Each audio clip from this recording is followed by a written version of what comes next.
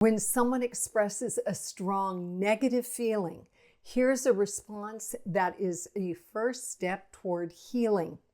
Now, typically, whether we're interacting with a disgruntled colleague at work or even with one of our own toddlers, preteens, or teens, and there's an explosion of emotion. Somebody says something like, "I hate our boss. I hate my new teacher. I hate you." You know what we typically do. We try to mitigate then. We say things like, "Oh, you don't mean that." Or, "The reason you're saying that is you're exhausted." Or, "I don't want to hear that coming out of your mouth. That's disrespectful." And we take steps to rationalize the behavior, minimize the behavior, philosophize, or we explain and defend the other person's behavior.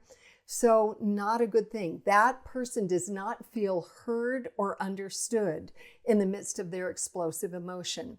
Instead, better to align and acknowledge the person's emotion.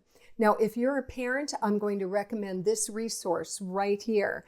It is How to Talk So Kids Will Listen and Listen So Kids Will Talk by Faber and Maslish. They devote a whole chapter to this, but again, here is a first step for you. What you want to do is align. Completely listen to the person. Set aside any distractions. Set down your phone. Look and listen directly. Then you might even start nodding or acknowledging with a okay.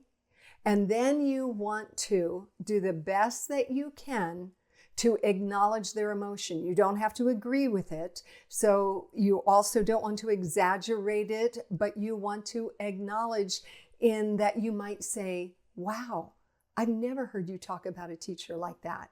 You sound really upset. You sound really frustrated." When you acknowledge that emotion honestly and let that person know that you have heard them, now they have room. They can continue to explore and explain and understand their own emotion. And you have a better chance of connecting with them, and that situation has a better chance of rectifying. That's the first step. Align and acknowledge. And those are my 2 cents in these 2 minutes.